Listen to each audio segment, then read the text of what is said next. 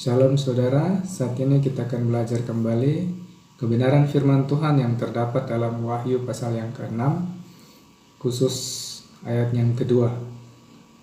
Dan aku melihat sesungguhnya ada seekor kuda putih, dan orang yang menungganginya memegang sebuah panah, dan kepadanya dikaruniakan sebuah mahkota, lalu ia maju sebagai pemenang untuk merebut kemenangan. Ayat ini dari beberapa penafsiran, diantaranya adalah mereka mengatakan bahwa ini adalah Tuhan Yesus Kristus, karena ada disebutkan merebut kemenangan dan Yesus Kristus telah menang.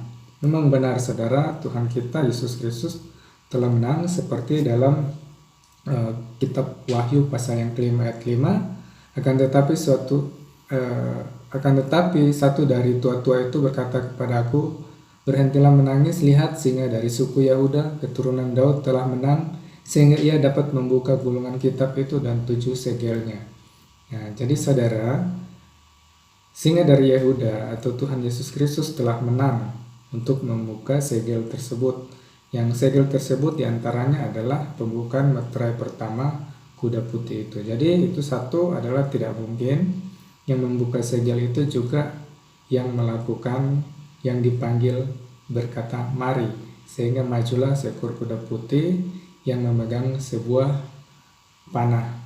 Tapi saudara yang kekasih, mereka mengatakan itu cocok dengan pada Wahyu pasal yang ke-19. Saudara, Wahyu pasal yang ke-19 itu sangat berbeda. Isi dari Wahyu pasal yang ke-19, di situ ia disebut yang setia dan yang benar. Matanya bagaikan nyala api. Ia memakai jubah yang dicelupkan dalam darah. Sementara dalam kuda putih yang dalam Wahyu pasal 6, jubahnya berwarna putih, tidak dicelupkan dalam darah. Dan pasal yang ke-19 ia disebut firman Allah. Dan semua pasukan yang di surga mengikuti dia. Mereka menunggang kuda putih dan memakai lenan halus yang putih bersih. Ya, pengikutnya yang memakai lenan halus putih bersih. Ya, dari mulutnya keluar sebilah pedang tajam yang memukul segala bangsa dengan gada besi. Ya, dan pada jubahnya dan pahanya tertulis suatu nama, Raja di atas segala raja, Tuhan di atas segala Tuhan. Nah, berbeda pada Wahyu pasal yang ke-6. Dia hanya disebutkan memegang sebuah panah pada terjemahan baru, tetapi terjemahan yang lain itu banyak yang menyebutkan adalah memegang sebuah busur, bukan panah, ya, hanya busurnya saja. Dan dia dikaruniakan sebuah mahkota, sementara dalam Wahyu pasal yang 19 adalah Tuhan itu banyak mahkota. Dan dia maju sebagai pemenang untuk merebut kemenangan. Nah, jikalau bukan demikian, yang dimaksud adalah singa dari suku Yehuda tersebut atau Tuhan Yesus Kristus, berarti kenapa sampai dikatakan dia bisa merebut kemenangan? Ya, itu jawabannya ada dalam Roma pasal yang ke-8. Ya, saya akan membacakan Roma pasal 8 ayat 34 sampai 39. Kristus Yesus yang telah mati, bahkan lebih lagi yang telah bangkit, yang juga duduk di sebelah kanan Allah, yang malah menjadi pembela bagi kita. Ya, jadi Yesus Kristus telah mati dan bangkit, dia menang. Ayat yang ke-35. Siapakah yang akan memisahkan kita dari kasih Kristus? Penindasan, atau kesengsaraan, atau penganiayaan, atau kelaparan, atau ketelanjangan, atau bahaya, atau pedang. Saudara, pada ayat yang 35 ini sangat cocok dengan kekuasaannya ketiga roh yang lain, yaitu kuda merah, hitam, dan hijau kuning. Mereka itu akan melakukan suatu penganiayaan, perang, pedang, adanya bahaya dan kelaparan itu terjadi pada ketiga kuda yang saya sebutkan tadi, karena roh itu bergerak. Nah, tetapi di situ tidak ada yang namanya kuda putih atau Mesias palsu atau yang menyesatkan, tidak ada kata penyesatan, sehingga dia dikatakan akan merebut kemenangan. Nah, Dia merebut kemenangan dari siapa? Dari mana? Ya, kita baca seterusnya ya. Seperti ada tertulis, oleh karena engkau kami dalam bahaya maut sepanjang hari, kami telah dianggap sebagai domba-domba sembelihan. Pada ayat yang ke-37, tetapi dalam semuanya itu kita lebih dari orang-orang yang menang oleh Dia yang telah mengasihi kita. Nah, saudara, dalam ayat ini dikatakan kita itu lebih dari orang-orang yang menang atau lebih dari pemenang. Lantas kuda putih, roh kuda putih ini sebagai kepalsuan menang dari siapa? Ya, kita baca selanjutnya.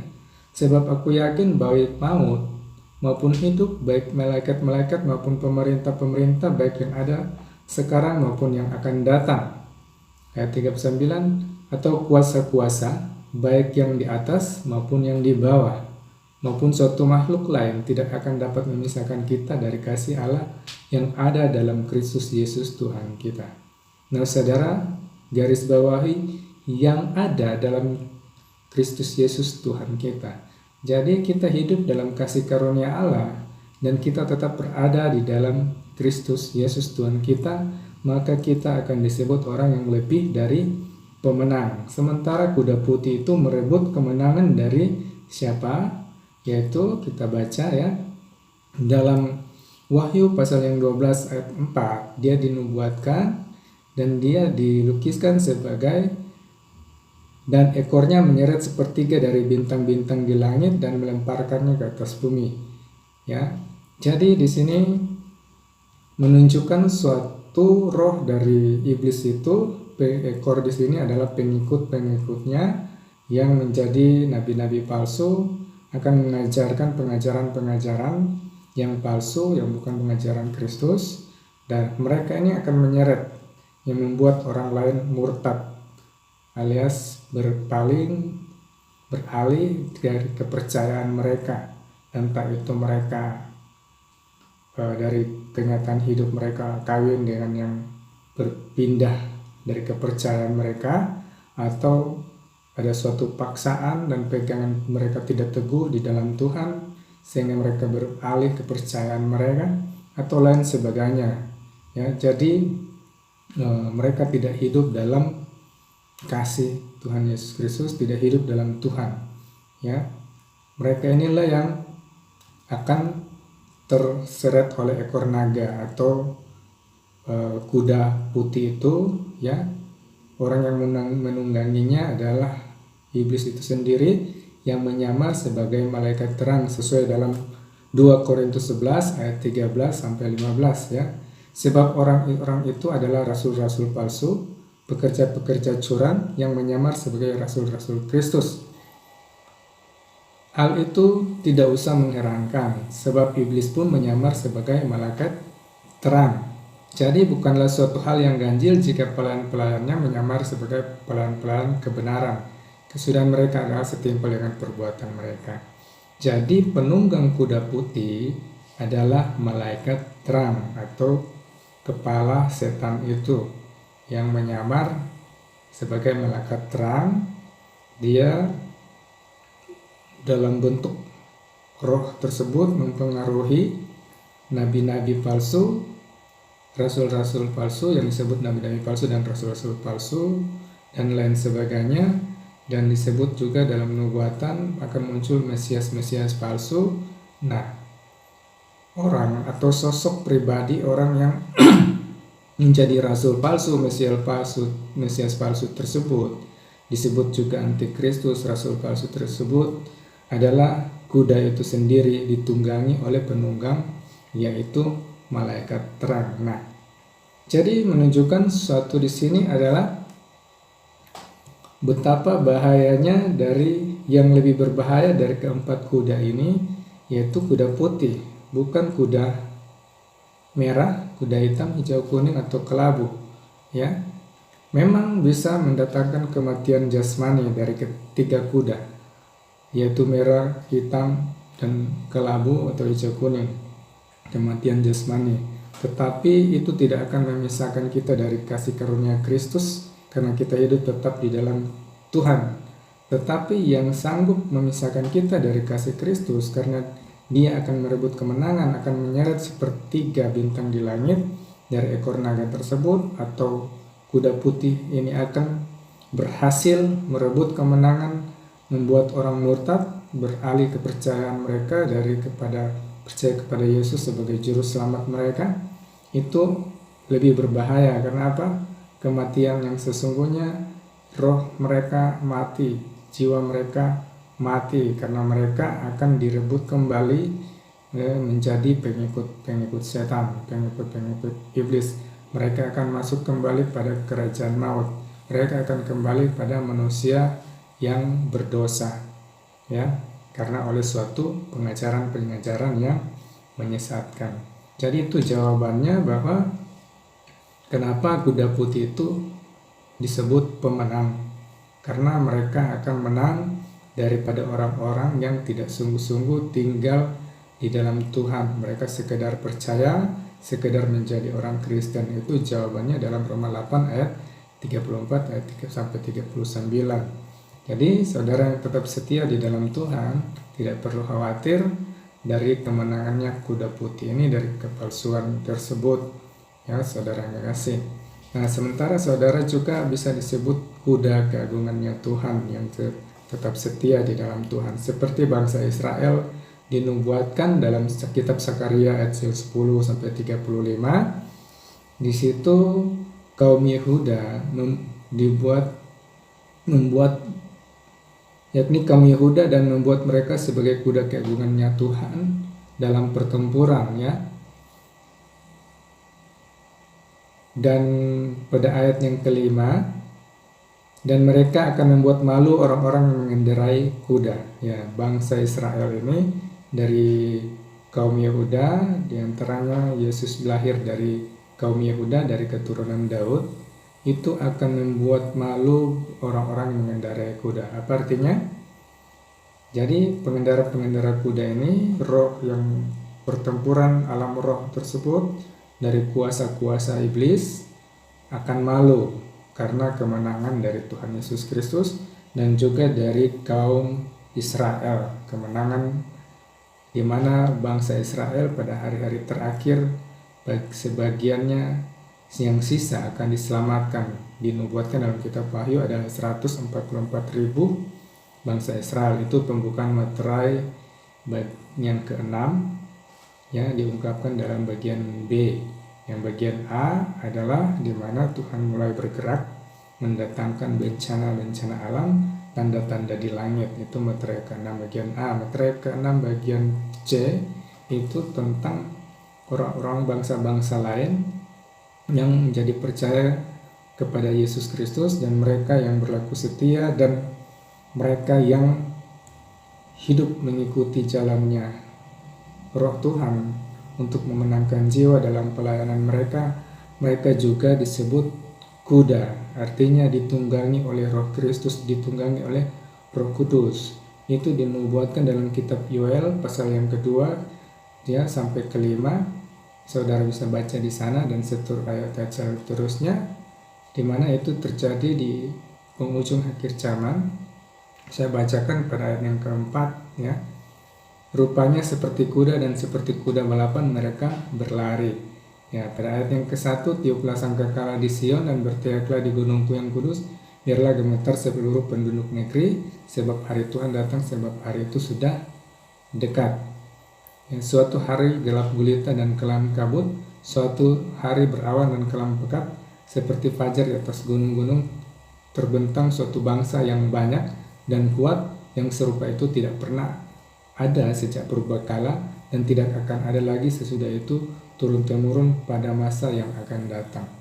Jadi akan ada suatu bangsa yang banyak dan kuat, yang serupa itu tidak pernah ada. Jadi ada suatu kegerakan Allah yang besar yang telah memanggil para hamba-hambanya, ya, menjadi suatu pasukan Tuhan, dan mereka dilukiskan seperti kuda balapan. Mereka berlari, mereka tidak berdesak-desakan, di mana suatu pelayanan, yaitu pada ayat yang 8, mereka tidak berdesak-desakan, mereka berjalan terus masing-masing di jalannya, dan mereka menerobos pertahanan dan dengan tombak mereka tidak membiarkan barisannya terputus. Jadi suatu pelayanan hamba-hamba Tuhan dari segala bangsa, mereka akan melakukan pelayanan yang begitu kompak dalam komandonya Tuhan kita Yesus Kristus sebagai panglima. Mereka akan melakukan suatu pembebasan bagi setiap belenggu-belenggu dari iblis, dari setiap orang-orang terikat. Mereka akan melayani Tuhan di depan tahta, di depan hadapan tahtanya lewat doa penyembahan mereka, ya. Itu telah dilukiskan dalam kitab Yoel pasal yang kedua, ya. Saudara bisa baca lebih banyak lagi pada pasal yang kedua, sedangkan pada ayat yang ke-11 itu, dan Tuhan memperdengarkan suaranya di depan tentaranya, pasukannya sangat banyak dan pelaksana firman-Nya kuat, betapa hebat dan dahsyat, sangat dahsyat hari Tuhan, siapakah yang dapat menahan.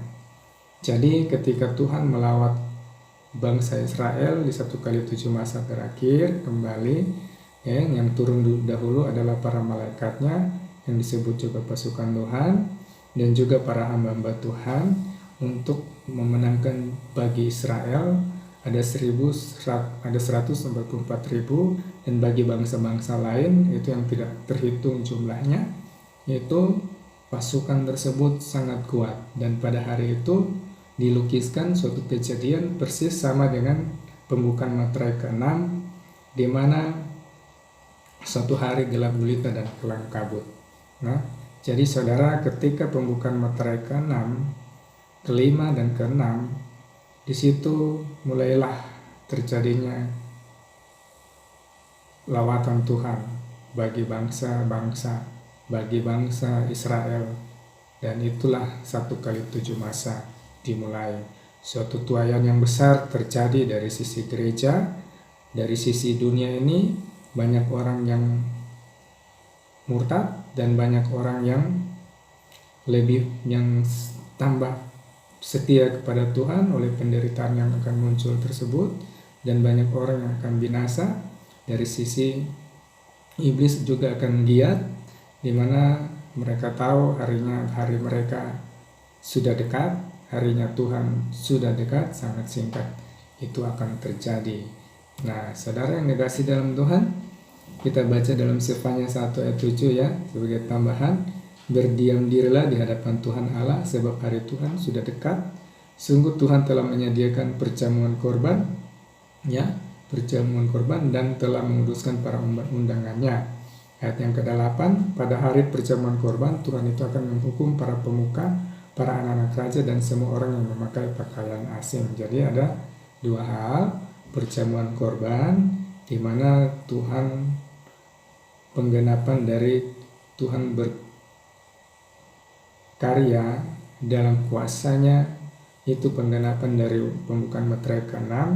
Jangan cocok di sini pada Sefanya 1 ayat 7 itu, dan dia sedang menguduskan para undangannya, yaitu bangsa Israel yang dimeteraikan dan bangsa-bangsa lain yang akan memenuhi panggilan Tuhan, masuk di dalam orang-orang yang diselamatkan, yang terlepas.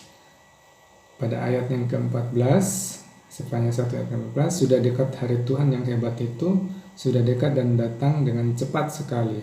Dengar hari Tuhan pahit, pahlawan pun akan menangis. Hari kegemasan hari itu, hari kesusahan dan kesulitan, hari kemusnahan dan pemusnahan, hari kegelapan dan kesuraman, hari berawan dan kelam. Ya, jadi lukisan-lukisan dari harinya Tuhan datang melawat dunia ini, meskipun dia belum datang untuk menghakimi, menjebloskan iblis itu ke dalam lautan api, dan juga menghakimi dan diceritakan dalam kitab Wahyu, di mana sangkakala dan cawan murka Allah itu turun. Itu terjadilah dahulu pembukaan materai ke-5 dan ke-6 yang saya bacakan tadi, ayat pelengkap dan Sefanya pasal 1 dan Yoel pasal 2. Di situ membuktikan bahwa kegerakan Tuhan akan terjadi, ya saudara. Kegerakan Tuhan akan terjadi, tuaian besar akan terjadi, dan di sisi iblis akan juga memenangkan bagi orang-orang yang tidak tinggal di dalam Tuhan. Mereka akan menang bagi orang-orang yang murtad. Ya, itu yang dimaksud mereka akan menang. Demikian pembukaan rahasia firman Tuhan. Ya, saudara, jadi ternyata dari keempat roh tersebut yang paling berbahaya roh penyesatan yang dilukiskan sebagai penunggang kuda putih, ya, dan dia hanya memegang sebuah busur, hanya menakut-nakuti, tidak membunuh.